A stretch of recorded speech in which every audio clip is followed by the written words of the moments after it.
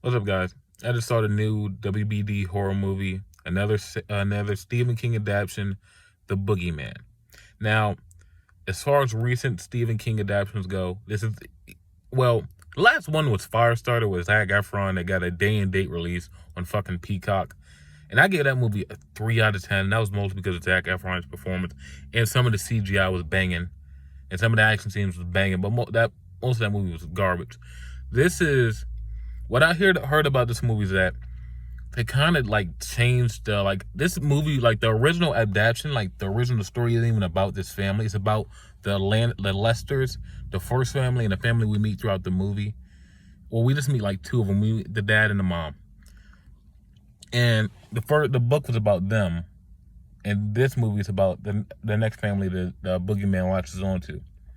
So they're taking that creative liberty and whatever, and then they kind of change around the lore. I don't know the full of what they changed, but I know they kind of changed it around so they can make it more studio blockbuster horror friendly, if that makes sense.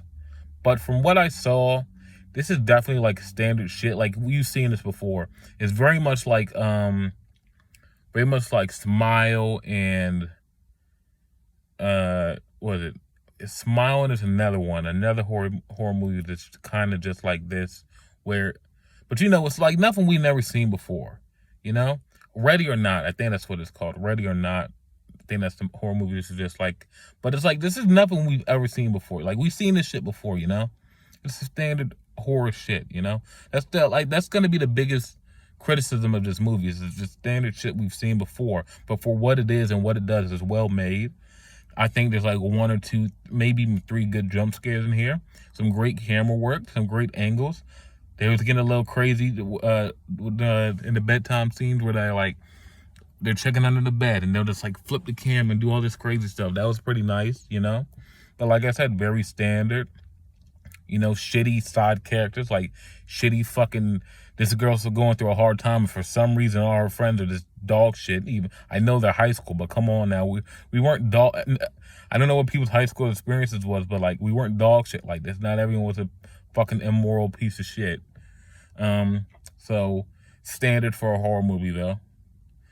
I didn't have as many nitpicks. Usually there's a nitpick oh my god, you're telling me all these people were murdered and it's this house sitting here and no one lives in it. Then you find out someone does live in it.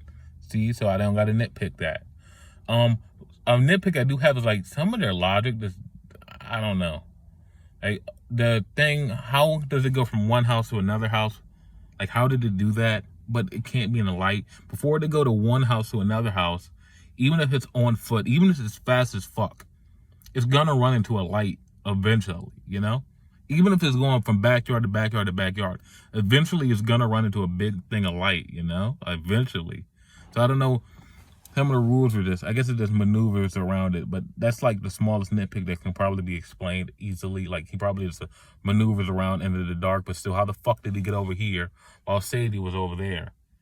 And most of this movie does follow the oldest daughter. And what kind of annoyed me throughout it was, okay, this monster preys on the weaknesses of a sad family. Yet throughout the whole movie, she never really tries to connect with her father. She just snaps at him, but she never really tries and thinks, man, we should really talk out what the fuck is going on here.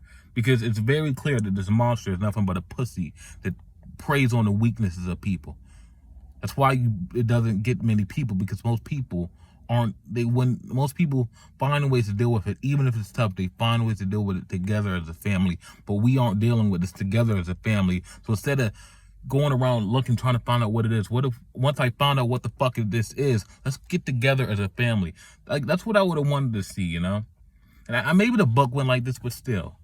If they had really tried to sit there and talk it out as a family, and then they still just didn't do it, and then they got him again, I would have been okay with that. But they never. The father's absence, once we found out that it preys on the weaknesses of families, really rubbed me the wrong way.